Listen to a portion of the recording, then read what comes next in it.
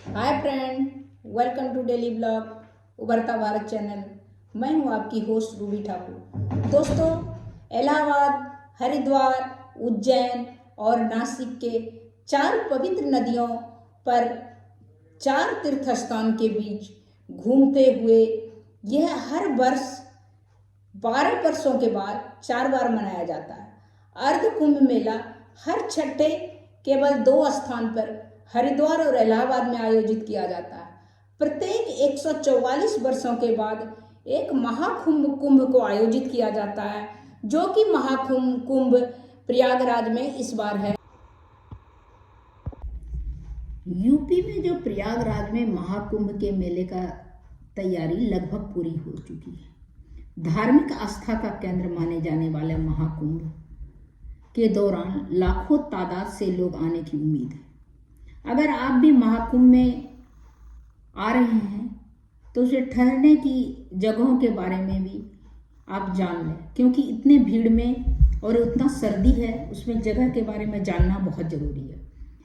साल 2025 के जनवरी महीने में जो महाकुंभ का आयोजन हो रहा है, इस बार महाकुंभ प्रयागराज तीर्थ में लगने जा रहा है, जिसमें लाखों करोड़ लोगों के आने की संभावना जताई जा रही है।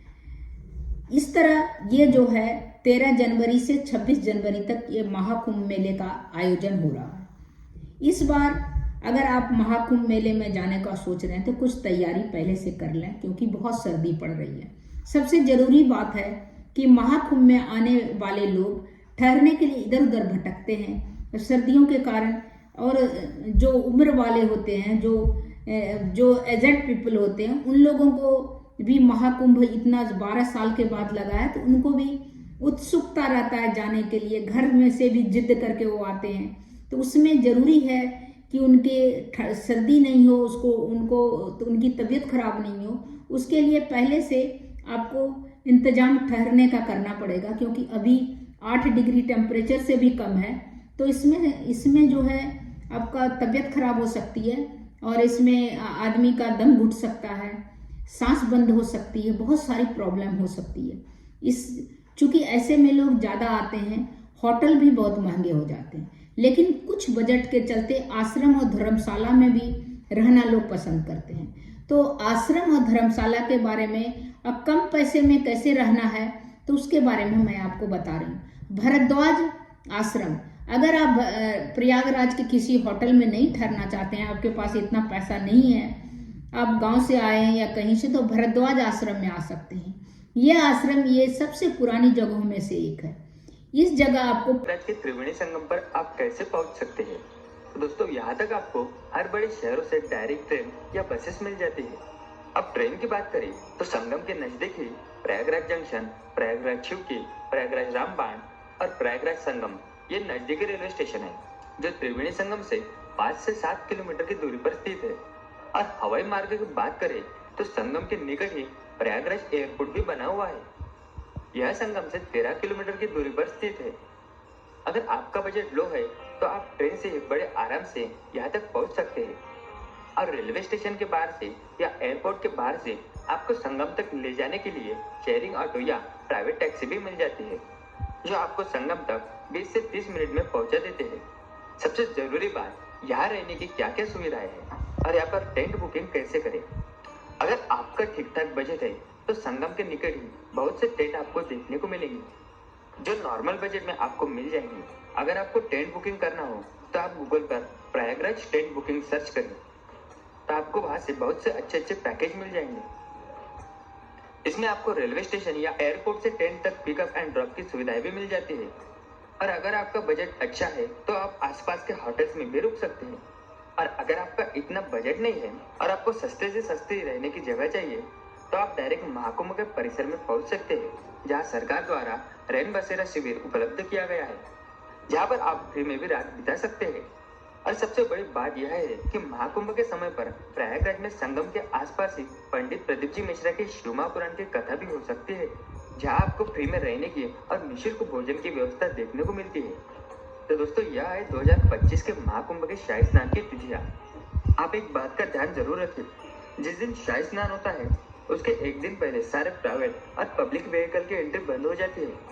तो आपके पास अगर बहुत सामान है तो प्रयास करें कि आप शाही स्नान से 2 दिन पहले सुबह या दोपहर तक संगम तक पहुंच सकते हैं। तो अब बताते हैं जो संगम के नजदीक 4 से 5 किलोमीटर की दूरी पर कौन कौन सी दर्शन स्थली है जहां आपको जाना चाहिए। सबसे पहले आपको संगम स्नान करना है। उसके बाद त्रिवेणी संगम के पास ही है अकबर किला, वहां भी आप जा सकते हैं। वहां पर आपको अक्षय वट देखने को मिलेगा। यह वट वृक्ष बहुत ही प्राचीन है।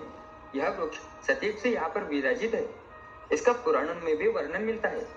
सतयुग में स्वयं नारायण भगवान यहाँ प्रकट हुए थे और त्रेता में भगवान श्री राम भी यहाँ आए थे और द्वापर में भगवान श्री कृष्ण भी यहाँ आए थे। पौराणिक कहानी अनुसार भगवान राम ने इस वट वृक्ष को सृष्टि के अंत तक जीवित रहने का आशीर्वाद दिया था और इसीलिए इसे अक्षयवट के नाम से भी जाना जाता है। अक्षयवट से कुछ ही दूरी पर लेटे हुए हनुमान जी का मंदिर है। जब श्री राम, लक्ष्मण और माता सीता 14 वर्ष के वनवास के बाद अयोध्या लौटे थे, तब श्री राम, लक्ष्मण और माता सीता ने अक्षयवट के नीचे ही विश्राम किया था और माता सीता ने हनुमान जी को विश्राम करने के लिए कहा था। तब हनुमान जी ने इसी जगह पर विश्राम किया था। तब से यहाँ पर मंदिर का निर्माण किया गया। कहते हैं संगम स्नान करने के बाद आपने अक्षयवट और लेटे हुए हनुमान जी के दर्शन नहीं किए तो आपकी यात्रा अपूर्ण मानी जाती है।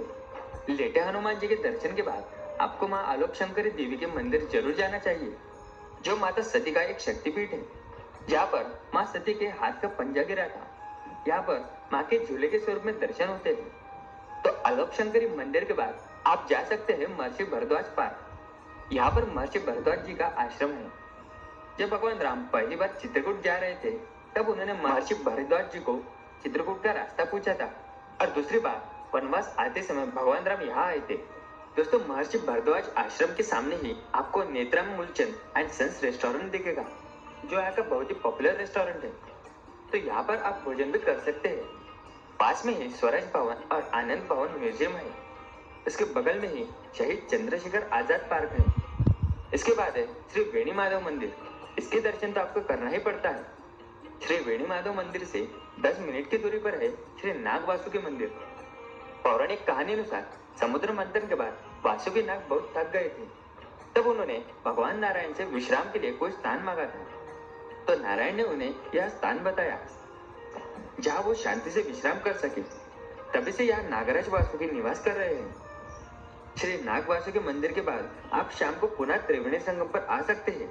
यहाँ पर आपको भव्य और दिव्य मां गंगा और त्रिवेणी संगम के आरती के दर्शन होंगे और कुंभ मेले के आसपास आपको खाने पीने के बहुत से स्टॉल देखने को मिलते हैं।